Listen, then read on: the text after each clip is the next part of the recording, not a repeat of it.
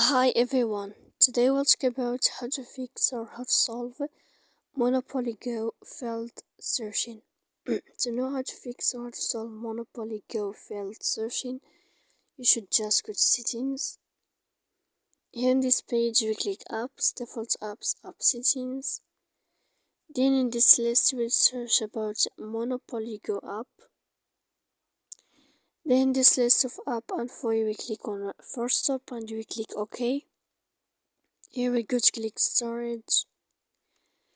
Then we click clear cache, but pay attention, don't click clear data because that can make a lot of problems or issues on your applications. So please don't forget to support us by like and subscribe. See you next time in another video, and thank you for your attention and your watching.